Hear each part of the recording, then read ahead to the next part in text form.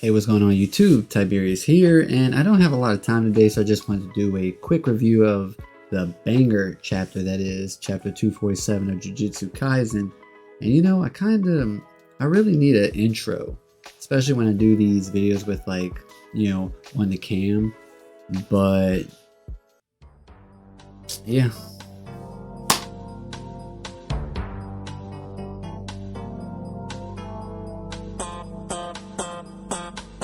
I'll do a rundown of the chapter and then I'll give my thoughts after. Keep in mind that Miyamura said that we have 3 weeks until the next JJK leaks, which I believe is like the 17th of January. I don't know if this fandom is going to make it till then, but I have some cool JJK content to fill that gap. So make sure to subscribe to the channel. I'm actually 4, I believe, away from my end of the year goal of 300. So you could help me hit that just by hitting that button. I know it's very YouTuberish and cringe, but it'd mean a lot. And plus, look at this weak number right here.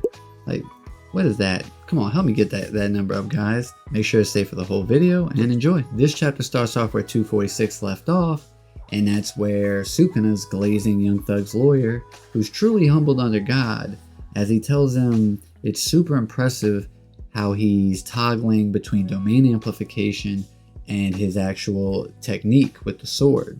He's keeping the sword shining while mitigating the damage of the slashes. And he compares that to the level of efficiency or adaptability of their extension of their curse technique as his own. When he was using Maharaga to adapt, he had to make sure to not invalidate the actual wheel, but just pause it. Sukuna goes on to ask him his name or verify his name, which I guess that's a good indication that Sukuna went into the fight knowing Satoru Gojo, the figurehead of Jujutsu of that era, the strongest modern day sorcerer. Sukuna, with the grippers out, starts throwing gang signs, and then kaboom, there goes the building all slashed up, and through the debris falling down we can see Yuji coming up to join the confrontation. But Higuruma actually begins to press Sukuna on his own with the executioner sword in hand. And as he gets closer, the slashes are starting to reach him. But Yuji actually intervenes now. Why did it take Yuji so long to get there, my boy? Where are the wheels at? Speed your thing. You're letting this Brian Urlacher back-built dude with 4 arms outrun you that much? They had that kind of confrontation before you could even get back to them. And then what makes matters worse is as soon as he intervenes, Sukuna grabs a hold of him like a child.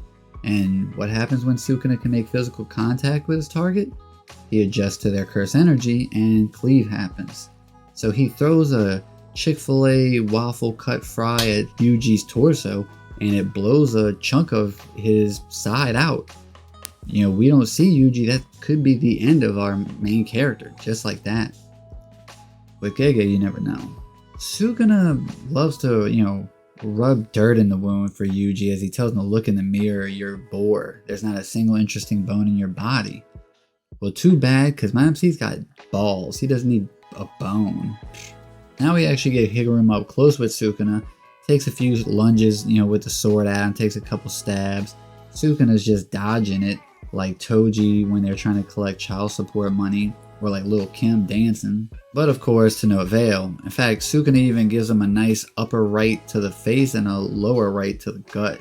You know that shit had to hurt. Then we get the He Alone is the Fallen One, Scale of the Dragon, Recoil, Twin Meteors. But to be honest though, I love when Gege draws Sukuna like this.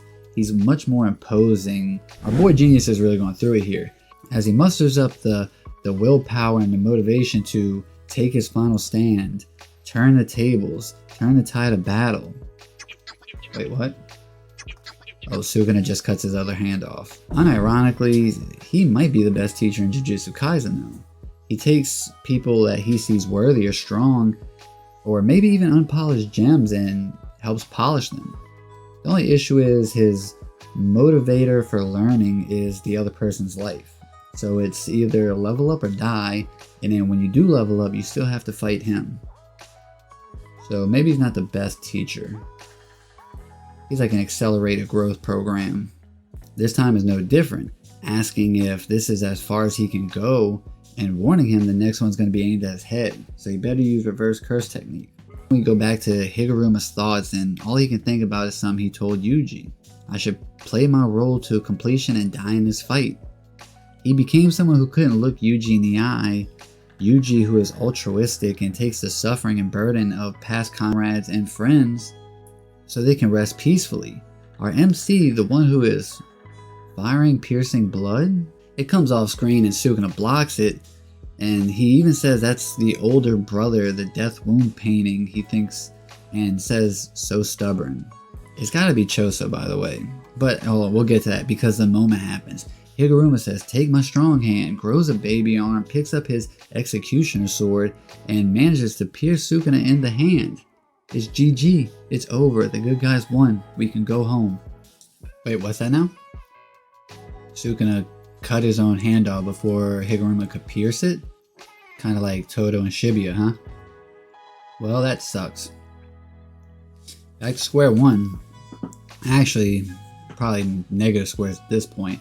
But let's just call a spade first. Higuruma really is special. In 2 months, he picked up like the most advanced techniques in Jiu-Jitsu, and his understanding and extension of his curse technique allowed him the possibility to pass it on to Yuji, who makes a miraculous one-handed catch, like Christian McCaffrey out there or something, and he catches it as he passes behind Sukuna's blind spot.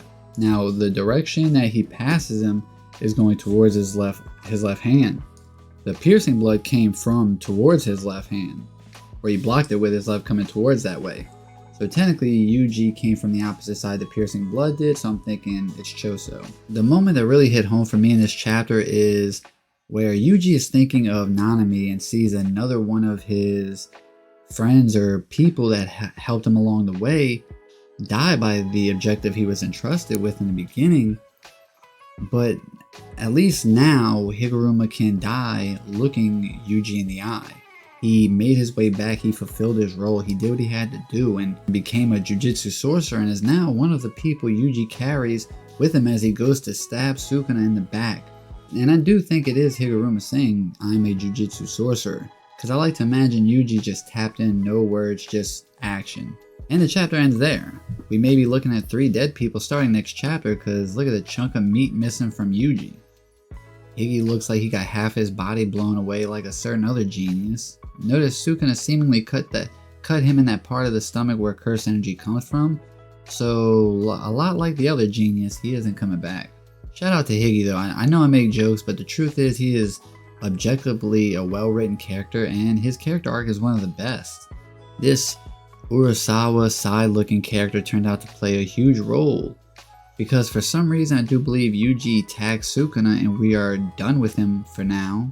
I may drop a theory video on what I mean by for now and the events going forward if this scenario does come true, so leave a comment below if you want to see that. Higuruma sharpening his skills against Sukuna plus Yuji's drive and tenacity is a nasty combo, especially when you pair it with Sukuna's just downright downplay of Yuji. More so than anyone in fact, but that formula gave us the unexpected outcome we needed. And I think Sukuna plays him down so much because Yuji's whole thing is to win by gritting his teeth and bear the pain of others. Yuji thinks of others even though he's in a selfish world of sorcery. He carries the suffering of people he lost and those connections gave him this opening. Sukuna overlooks that because depending on anybody or anyone else but yourself and your own strength is worthless. But this is how we arrive to this conclusion, and plus Yuji is drenched in Sukuna's cursed energy, so he doesn't take as much damage, like we know from what Gojo said about the impromptu purple. Maybe next chapter opens up with a Sukuna backstory and he'll get the Gege death treatment. It could cut to Urame and Hikari's fight. I think maybe they might just kill each other, to be honest, just tap each other out completely. The merger curse would be the next big hurdle in this scenario. I just hope Kenjaku doesn't take over Yuta's body, because then it would turn into old MC versus the new MC. That's it, but before I go, I just want to say thank you, Hiromi Higuruma. You aren't in my top 10 favorite characters, but I think it's safe to say you're top 5 best written characters in JJK, shit, maybe even top 3. You deserve praise and well wishes you're getting. Bask in it, rest easy, play him out with something special.